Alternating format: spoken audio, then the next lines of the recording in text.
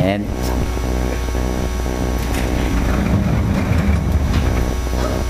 예, 우리 함께 읽은 요한복음 5장 말씀을 가지고 안식일의 파문이라는 제목으로 말씀 나누도록 하겠습니다.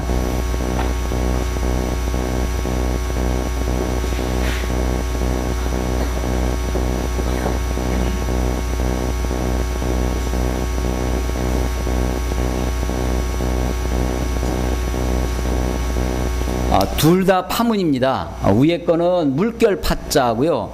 그래서 이거는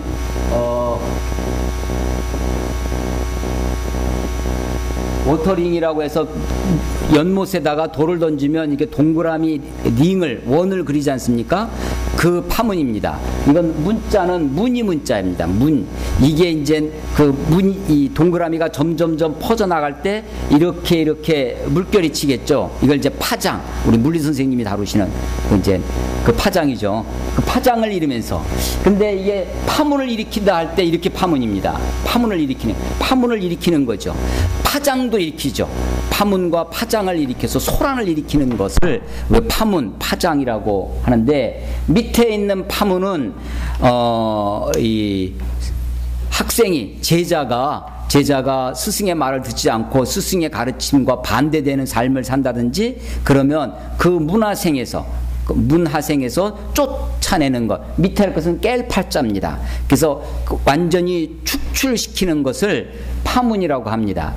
캐톨릭에서는 종교적으로 공동체에서 이렇게 잘라내는 것을, 축출시키는 것을 파문이라고 하고 있죠. 예수님이 오늘 유대인 사회에 파문을 일으키고 있습니다. 안식일의 파문이죠. 그래서 이것으로 말미암아 뒤에 가시면 예수님이 핍박을 받게 되고, 예수님이 이것 때문에, 이 사건 때문에 파문을 일으키심으로 파문을 당하시게 되는 그런 본문이 오늘의 말씀입니다. 오늘 말씀의 배경은, 장소가 있는데 예루살렘입니다. 예루살렘 성전에 들어가는 문이 여러 개 있습니다. 예루살렘 성전에 들어가는 문이 있는데, 그 중에 하나가 양을 제사를 드리기 위해서 성전에 데리고 들어가는데, 그 성전에 거기 들어가기 전에 양도 싣고 하는 못이 하나 있습니다. 그게 베데스다랍니다. 이 베데스다라는 뜻은 벳엘 할 때 벳이 집입니다. 집. 그리고 에스다, 이건 헤세드에서 왔다고 하는데 자비의 집, 은혜의 집이란 뜻입니다. 그 연못에, 그 베데스다라고 하는 연못을 배경으로 하고 있지요. 시기적으로는 유대인의 명절, 1절에 보면 유대인의 명절이라고 되어 있습니다. 예수님도 유대인이었지만 주로 삶은, 청소년기는 어디서 보내셨냐면 저 북쪽 지방 갈릴리에서 보내셨습니다. 갈릴리에 보내셨지만 같은 유대인이어도 예루살렘을 중심으로 한 이 유대 땅에 있는 유대인들이 북부에 있는, 상부에 있는 갈릴리 유대인들을 좀 멸시하고 홀대했습니다. 좀 천하게 봤죠. 그래서 갈릴리에서 무슨 선한 것이 나겠느냐라고 말할 정도. 중간에 있는 사마리아는 완전히 멸시하고 천대했었습니다. 예수님이 유대인의 명절을 따라서 예루살렘에 가십니다. 우리 예수님의 공생애를 3년이라고 하는데, 예수님의 공생애를 3년이라고 말할 때 그 3년을 계산해 낼 수 있는 것은 요한복음 덕분입니다. 요한복음에 보면 이 유대인의 명절 이야기가 여러 번 나오고, 특별히 6월절이 3번 나오게 됩니다. 그래서 그것을 기준으로 예수님의 공생애가 3년이라고 하는 것이죠.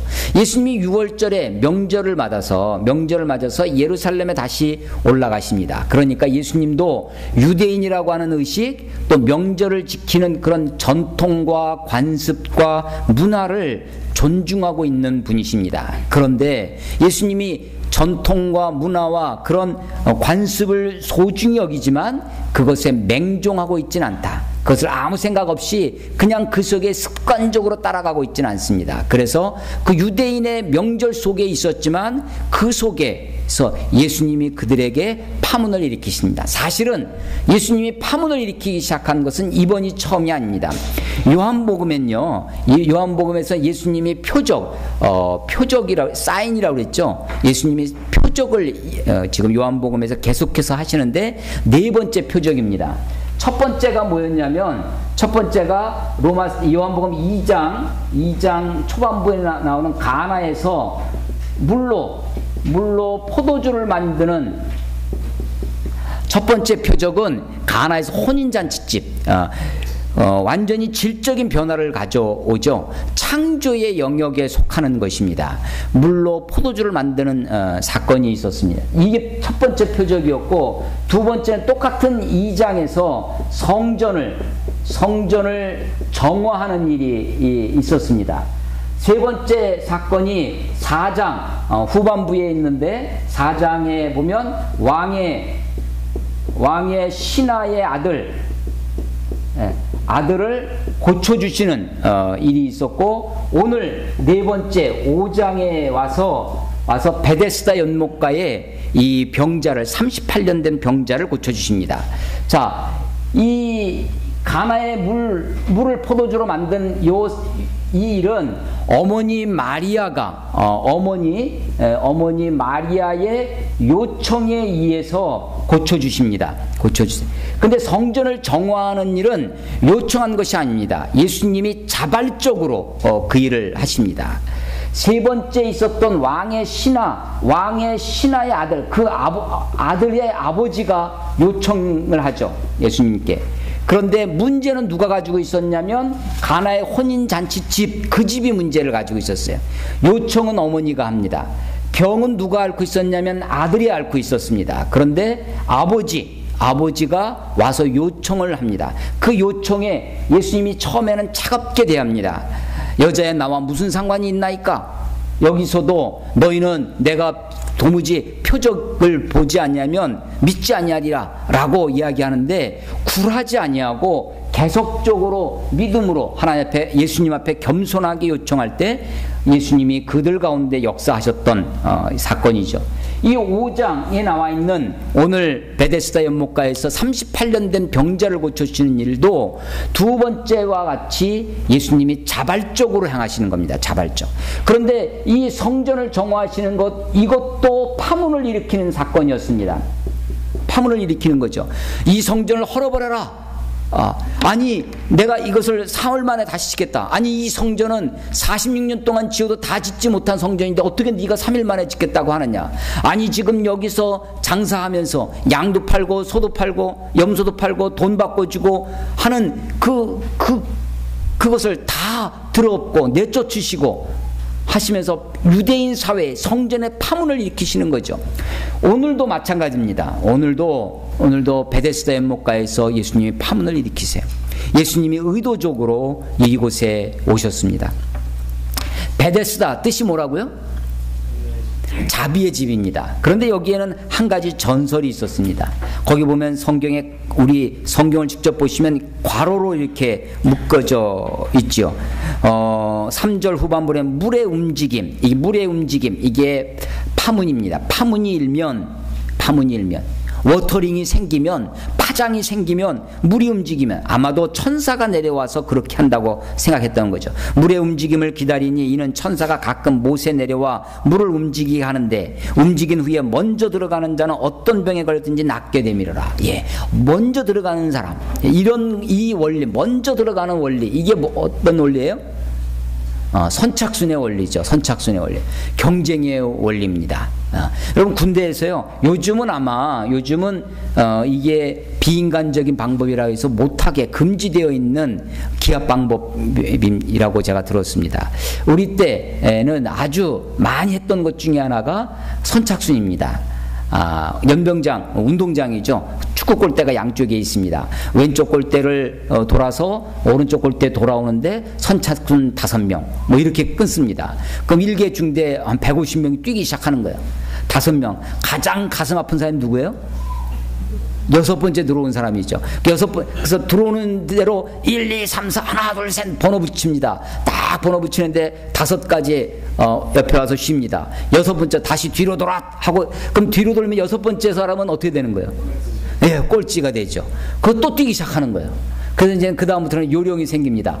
첫 번째 괜히 진 빼고 들어갈 게 아니라 끄트머리 들어가야 되겠다 하고 끄트머리에 들어옵니다. 끄트머리에서 다음번에 첫 번째를 뛰려고 딱 들어왔는데, 이번째는 자기 이 앞에 있는 이 단상을 돌아서 돌아오는 거예요. 그러니까 앞에 있는 6번이 제일 먼저 뛰기 시작하는 거죠. 아주 지독한 교관들은 훈련소에서 이런 걸 많이 하는데, 한 명씩 끊습니다.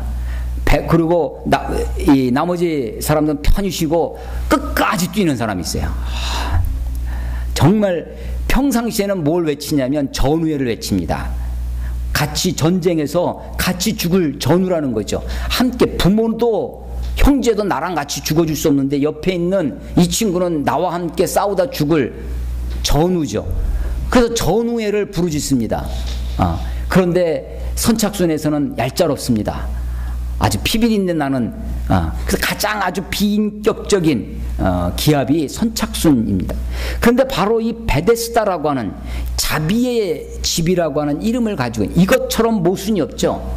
어쩌면 삶이 그러할런지 모르겠습니다.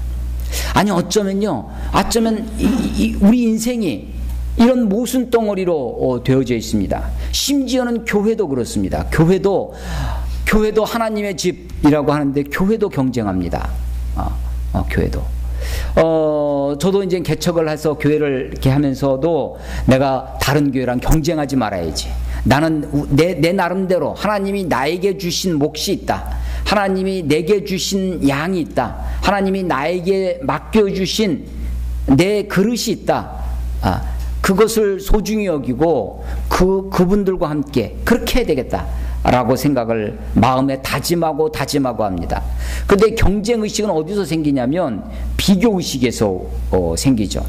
비교의식은 이 사람 보고 나 보고 저 사람 보고 나 보고 자꾸만 고개가 좌우로 흔들리는 거예요. 그러니까 늘 아니야 하는 거죠. 비교의식은요, 나보다 조금만 잘나면 나는 밑에 있습니다. 그러니까 나는 열등의식에 사로잡혀요. 비교의식은 저 사람이 조금만 밑에 보면요, 내가 위에 있죠. 그래서 우월의식에 사로잡힙니다. 교만해져요. 그래서 비교의식에서는 항상 우리가 헤어나 인생을 행복하게 살 수가 없습니다. 인생을 그래서 이 우울증을 잘 앓는 사람, 우울 기질이 강한 사람의 특징 중에 하나가 비교의식이 많은 사람입니다. 비교의식이. 그래서 조금만 잘나면 교만해지고 우월감에 젖고, 조금만 못나면 열등의식에 생기고, 우리가 이제 소위 학벌이라고 하는 학벌 사회가 우리 한국의 큰 고질병 중에 하나입니다. 이게 학벌로 사람들이 대학이 서열화가 되죠. 그러니까 자동적으로 서열이 생기는, 그러면서 열등의식이 생기고 우월의식이 생기고 인생이 불행해지는 것입니다. 삶이 이런 선착순의 원리가 있어요. 자비의 집, 은혜의 집이라고 하는 베데스다의 그 연못에 선착순의 원리가 있습니다.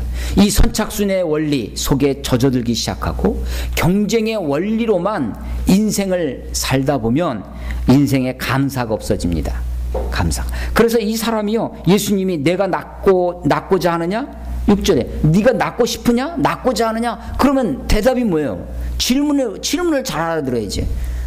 예, 제가 낳고 싶습니다. 이렇게 답해야 될 터인데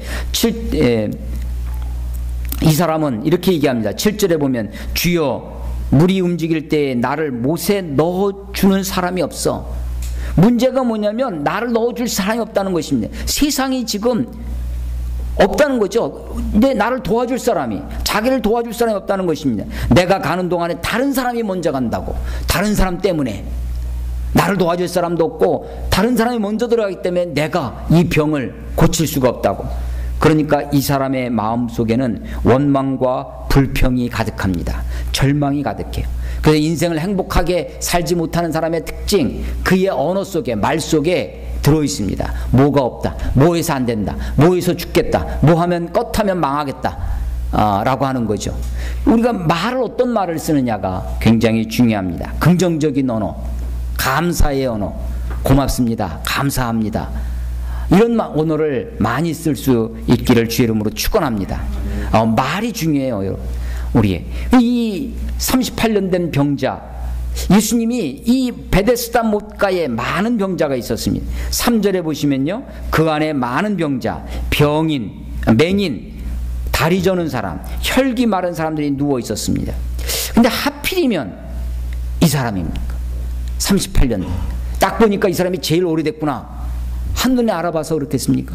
물론 예수님이 보시기에 누군지 벌써 오래된 줄을, 6절에 보면 예수께서 그 누운 것을 보시고 병이 벌써 오래된 것을 아셨다 되어 있습니다. 그런데 왜 하필이면 이 사람이겠습니까? 하필이면 이 사람이 예수님께 와서 간청한 것도 아닙니다. 이 사람이 어떤 특별한 의를 행한 것도 아닙니다. 이 사람이 어떤 종교적인 어떤 아주 칭찬을 받을 만한 혹은 다른 구제를 했거나 어떤 것이 없습니다. 그럼에도 불구하고 예수님이 하필이면 이 사람입니다. 우리는 이스라엘 백성들이 출애굽해서 애굽에서 나와서 광야에서 40년 동안 그래서 광야 40년 이렇게 이야기를 합니다. 그런데 유대인들은 사실은 광야를 40년이라고 생각하지 않습니다. 여러분, 우리는 일제 몇 년이에요? 일제 36년이죠. 그런데 여러분 한번 따져보셨습니까? 36년인지? 우리 몇 년도에 일본에 합병이 되죠? 1910년입니다. 1910년에서 10년 8월 97, 경술 97이 며칠이에요? 8월 29일일 겁니다. 우리가 이 아주 국실이라 생각해서 잘 기억을 못하는데 이 8월 29일이 경술 국치년이에요. 1910년이죠. 그로부터 1945년 8월 15일 날 해방이 됩니다. 광복을 맞이하죠. 몇 년 됐어요? 8월 29일, 8월 15일입니다. 횟수로 따져서 만 35년이 안 됩니다.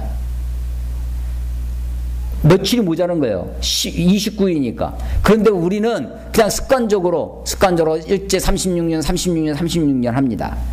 예수님이 무덤에서 3일 동안 계셨습니다. 시간으로 따지면 이틀이 안 됩니다. 48시간이 안 돼요. 금요일 오후에서부터 일요일 주일 새벽까지입니다.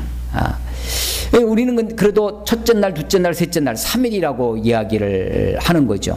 40년이라고 하는데 사실은 광야 40년도 시내산까지 오는데 1년 반, 약 2년 가까이 걸립니다. 그래서 유대인들은 생각하기를 광야에서 헤매고 방황하고 광야에서 여정은 38년이라고 생각합니다.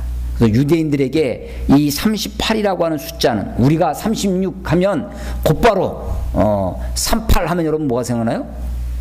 광땡 생각나죠. 예, 36 하면 일제가 생각납니다. 유대인들은 38년 하면 광야 생각납니다. 광야에서 하나님께 원망하고 하나님이 만나도 반석을 깨트리시고 만나로 먹이시고 함에도 불구하고 하나님 앞에 원망하고 불평하며, 그래서 광야에서 38년 동안 방황했던 세월, 그것을 유대인들은 생각합니다. 그래서 어쩌면 이 38년 된 병자는 유대인들, 이스라엘 사람들을 상징합니다. 예수님이 수많은 사람들이 있었어요. 그런데 유독 이 사람을 고쳐주십니다. 아니, 이 사람만 고쳐주십니다. 예수님이 이 기적 사건, 이 표적 5장에 와서 표적 사건을 통해서 예수님의 목적이, 이 땅에 오신 목적이, 예수님의 사역, 오늘 보시면 17절에 보면 내 아버지께서 이제까지 일하시니 나도 일한다 라고 내 아버지 하나님께서 일하시니 나도 일한다 라고 하시는 거예요. 예수님이 일하시는 일이 뭔가? 예수님의 사역, 예수님의 병 고치셨죠? 그런데 그 치유, 병을 고쳐주는 것이 진짜 예수님의 목적이냐는 거예요. 우리가 우리 설교를 몇 주 전 이렇게 하면서 표적, 사인보드와 목적지를 구별해야 된다고 그랬죠. 성균관대학교 사인보드 간판 붙들고 다 왔구나. 해서는 안 된다는 거죠. 간판을 봤으면 목적지까지 가야 됩니다. 그게 표적이죠. 표적이에요. 예수님이 치유 사건이라고 하는 38년 된 병자를 고쳐주셨습니다. 그런데 이 고쳐주신 이 사건은 목적지가 아니라는 것입니다. 만약에 예수님이 병을 고쳐주는 이 치유가 목적이라면 그 베데스다 연못까지 수많은 사람들을 다 고쳐주셔야죠. 그 사람들 고치는 게 예수님의 주 관심사가 아니었습니다. 그 중에 한 사람을 고치셨는데 그 사람을 통해서, 그 사람이 표적이에요. 그 사람이 사인보드예요. 그 사람을 통해서 무엇인가 보여주시고자 하는 것이 있었습니다. 이 사람을 고쳐주셨는데 이 38년 된 병자를 고쳐주신 날이 안식일입니다. 안식일. 이 사람에게 고쳐주신 방법이 있습니다. 8절에 보면 일어나라, get up, 내 자리를 들어라, pick up your mat, get up, pick up. 너의 자리를 들고, 내 자리를 들고 걸어가라는 것입니다. 일어나는 것, 걸어가는 것. 유대인들은요, 안식일에 걸어가는 것이 제한이 있었습니다. 2000걸음 이상 걸어가면 그것은 율법을 어기는 것이었습니다. 안식일을, 그러니까 이 사람들은, 유대인들은 안식일을 아무것도 하지 않는 날로 생각을 하는 거예요. 최대한 하지 않습니다. 최대한. 그래서 이 팔 젓는 이 각도도, 이것도 너무 많이 흔들면 이게 운동이고 일이 되는 거예요. 팔도 우리 옛날 양반들 팔자걸음 걸으면서 그렇게 품 있게 걸으라고 가르치듯이 안식일은 뛰어다니면 안 됩니다. 안식일은 그랬습니다. 그런데 하필이면 안식일 날 그냥 고쳐주시면 됐을걸. 그냥 좋게 아무 말씀 안 하시고 고쳐주셨거나 그냥 네가 병이 나았으니 가라 했으면 됐을 텐데 굳이 네 자리를 들고 가라고, 너의 그 매트를 들고 가라고 말씀하십니다. 이게 노동인 것입니다. 이게 안식일을 범하는 유대인의 관습과 유대인의 전통에 의하면, 바리새적 율법에 의하면 율법을 깨트리는 것입니다. 아니, 예수님이 다른 날 38년을 기다렸는데 하루만 더 안식일 지나서 그 다음날 말씀하셨어도 이런 일이 없습니다. 이런 일이 없어요. 굳이 예수님이 안식일이라는 것을 몰라서 이러시는 것도 아닙니다. 안식일이기 때문에 성전에 더 사람이 모입니다. 2장에서 성전을 정화하시는 사건도 6월절에 하시는 거예요. 6월절에 수많은 사람들이 있는 가운데 성전을 정화하시는 거예요. 사람들 보라고 하는 것이죠. 수많은 사람들이 있는데 38년 된 병자 그 사람을 유독 굳이 하필이면 그 사람을, 아니 수많은 날이 있는데, 새털 같은 날이 있는데 하필이면 안식일에 하루 먼저 하시든가 하루 다음날 하시거나 좀 기다리셨으면 됐을 것을 안식일을 모르시는 분도 아닙니다. 그런데도 불구하고 예수님이 굳이 안식일을 택하셨습니다. 안식일. 굳이 38년 된 병자 그 사람을 택하시는 것입니다. 왜? 주님은 작정을 하고 계시는 겁니다. 마음의 의도가 있는 것입니다. 어떤 의도? 파문을 일으키실, 유대인 사회에 전통으로 굳어있는, 안식이라고 하는 형식적 종교 생활에 굳어있는 그들에게 파문을 일으키시려고 하는 것입니다. 그래서 그들을 마치 고여있는 물이 썩는 것처럼, 그들이 바리새적 율법주의에, 형식적 외식하는 그런 율법주의에 젖어있는 그들의 생각을 깨트리고 브레이크해서 그들을 갈아엎으시려면 그들에게 파문을 일으켜야 됐었습니다. 이 파문이란 단어랑 비슷한 단어가 추문이라는 것이 있습니다. 추문을 일으켰다. 추문을 이게 영어인지 건지 모르지만 지금은 영어로 쓰는 단어가 있는데 바꾸면 그게 스캔들입니다. 스캔들. 헬라어 스칸달리조에서 온 것인데 이게 추문이죠. 추문이. 예수님은 추문을 일으키시는 것이 아닙니다. 예수님은 지금 파문을 일으키시고 있는 거예요. 유대인 사회에 전통으로 굳어져 있는, 관습으로 굳어져 있는 그 사회에 그 사람들의 생각을, 그 사람들의 마음을 깨트리기 위해서 예수님이 지금 파문을 일으키신 것입니다. 그래서 하필이면 그 사람, 굳이 그 사람을, 굳이 안식일을 채택하셔서 그날 그 일을 하시는 것입니다. 유대인들은, 여기에 나와 있는 유대인들이 있습니다. 유대인들은 이들은 전문가입니다. 이들은 딱 봐서 이게 율법을 어기는 것이구나 아닌 것이구나 대번에 알아봅니다. 이들은요, 이것이 율법을 파괴하는 것인지 금세 행동을 보나 말을 보나 금세하는 것이. 예수님이 17절에 보면 내 아버지께서 일하시니 나도 일한다 라고 했더니 유대인들은 금세 알았습니다. 18절에 유대인들이 이로 말미암아 더욱 예수를 지금 안식일을 범한 것도 큰 죄인데, 안식일을 예수님이 하나님을 자기 친아버지라고 말하여 자기를 하나님과 동등으로 여기셨다라고 하는 것입니다. 이것이 참남하다라고 하는 것입니다. 이것이 신성 모독하는 죄가 되는 것입니다. 그래서 이 유대인들은 예수님의 행동을 보자마자, 예수님의 말을 듣자마자 전문가적인 기질, 그들의 안테나에 다 걸린 것입니다. 예수님이 이때부터 핍박을 받기 시작하셨습니다. 16절에 보면 박해를 받기 시작했다고, 18절에 보면 예수를 더욱 죽이고자 모의하기 시작했다고 하는 것입니다.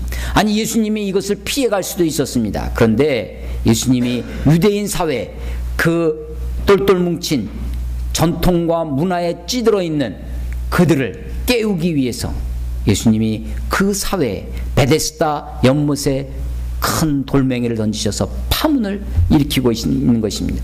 비록 자기가 파문을 당하실런지 모르는 그런 위험에도 불구하고 예수님이 직접 그 일을 하게 되는 것입니다.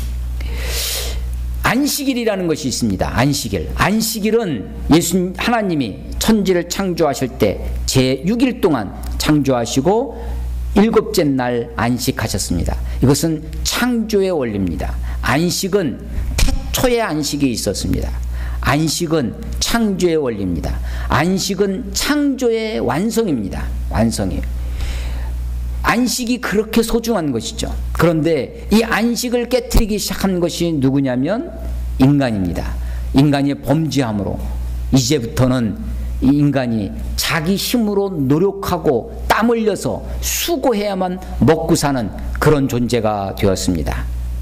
인간이 선악과를, 하나님이 먹지 말라고 하는 선악을 알게 하는 그 나무를 먹음으로써 하나님을 거역하고 내 힘으로, 내 지혜로, 내 능력으로 살 수 있다고 하나님 앞에 대항하기 시작했습니다.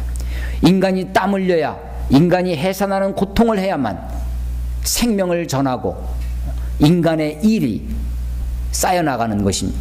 인간의 일이라고 하는 것은 아무리 좋은 일이라 할지라도 항상 생명과 죽음이 동반되어집니다.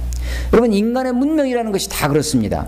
어떤 문명이, 우리 지금 현대사회가 대표적인 것이 소위 도시문화라고 하는 도시문명입니다.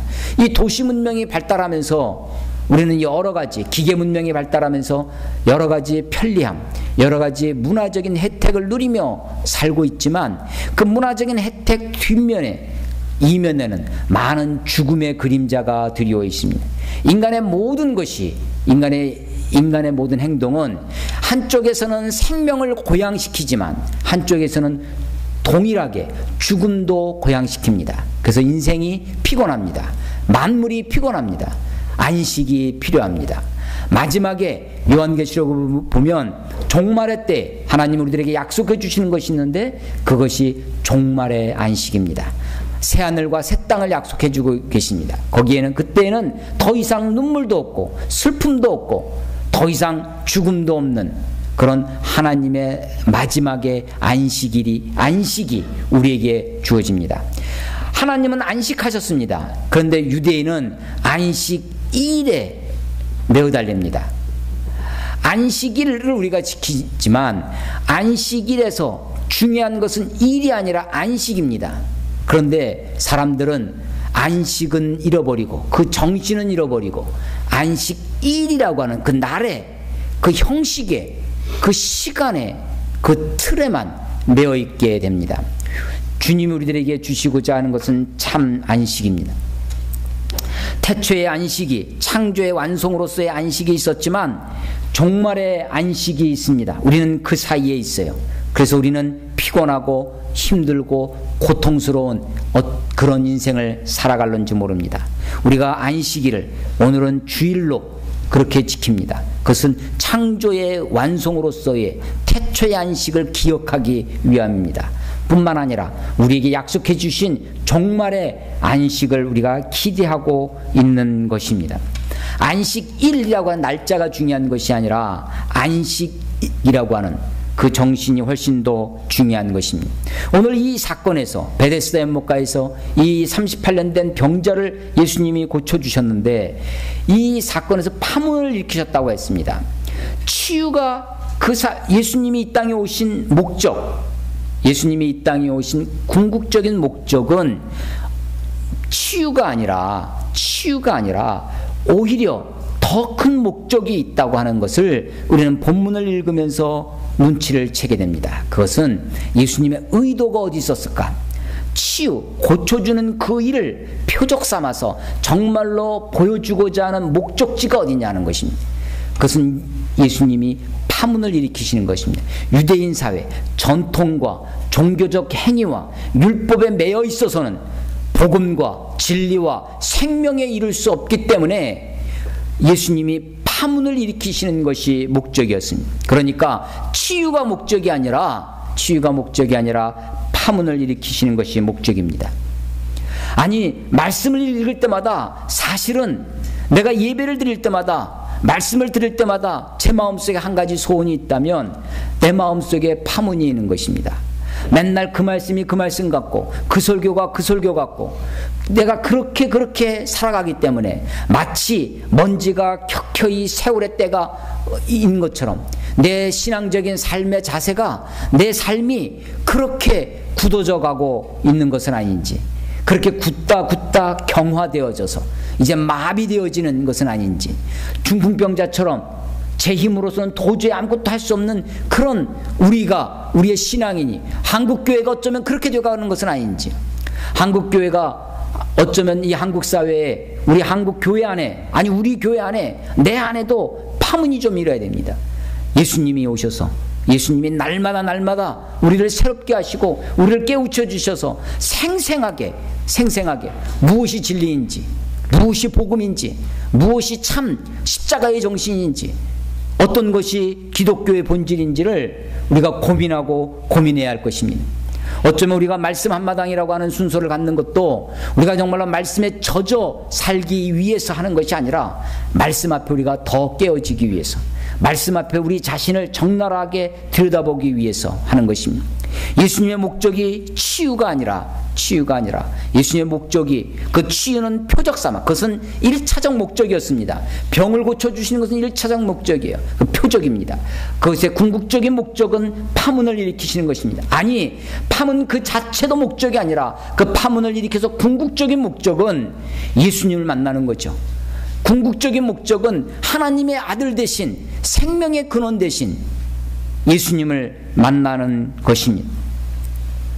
그렇다고 해서 예수님이 파문을 이렇게 유대인 사회에 종교와 문화와 관습과 율법에 쩌들어 있는 그 유대인 사회를 변화시키기 위해서, 그 사회에 파문을 일으키시기 위한 집단적 관심에만 예수님의 관심이 있었다고 생각하면 오산입니다.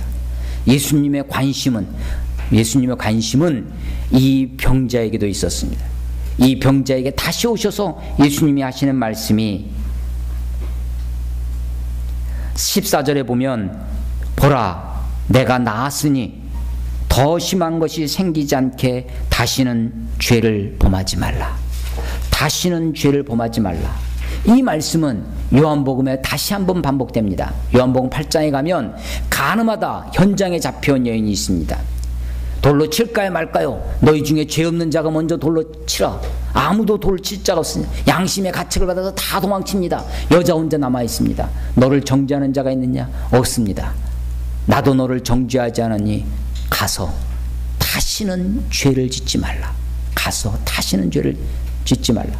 가서 다시는 죄를 짓지 말라. 자, 5장에서 이 38년 된 병자 치유를 고쳐주셨어요. 육체를 고쳐주셨습니다. 몸을 고쳐주셨습니다. 근데 예수님의 관심은 진짜 어디 있느냐? 예수님의 더 큰 관심은 이 사람의 몸, 이 사람의 육체의 치유에 있는 것이 아니라 이 사람의 삶의 정결함에 있는 것입니다. 이 사람이 하나님 앞에서 거룩하게 살기를 원하시는 것이, 그것이 하나님, 예수님의 궁극적인 목적이죠. 자, 가나마다 잡혀온 여인이 있었습니다. 물론 유대인의 법으로는 돌로 쳐 죽이는 거죠. 그래서 그의 위기에서 건져줍니다. 아주 삶의 위기에 있는 그 사람을 건져줬어요.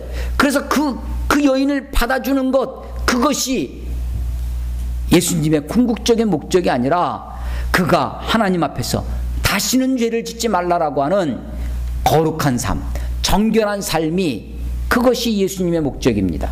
자, 예수님이 지금 유대인 사회적인 그 문화의 그 공동체, 유대인 공동체에 지금 파문을 일으켰습니다.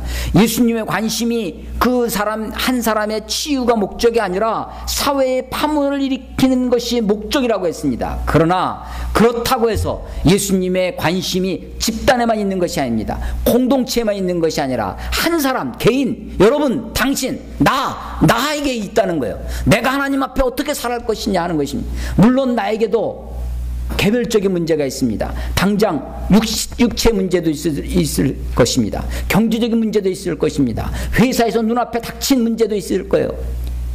그런데 그런 문제보다 궁극적인 목적은 내가 하나님 앞에 거룩하게 사는 것입니다. 내가 앞에 정결해지는 것이죠. 하나님의 관심, 예수님의 관심이 어디 있는지를 우리가 보아야 할 것입니다. 하나님의 목적이 어디 있는지 우리가 알아야 할 것입니다. 성경을 읽고 또 읽습니다. 요한복음 5장을 눈으로 읽을 뿐만 아니라 우리 이벤트처럼 저도 이 성경을, 설교를 준비하면서 이 성경 본문을 써보기도 합니다. 영어 성경을 써보기도 합니다. 쓰면서 한 구절 한 구절을 묵상하며 그 말씀 앞에 내 자신을 들여다보고, 이 말씀 앞에 우리 교회를 비춰보고, 이 말씀 앞에 우리 한국교회와 우리 사회를 함께 생각해 봅니다. 예수님이 때로는 어떤 사람들의 요청에 의해서 어떤 일을 행하시기도 하십니다. 그러나 어떤 것은 예수님이 자발적으로 의도를 가지고 행하시기도 하십니다. 네 가지 표적이 지금 요한복음 5장까지 전개되고 있습니다.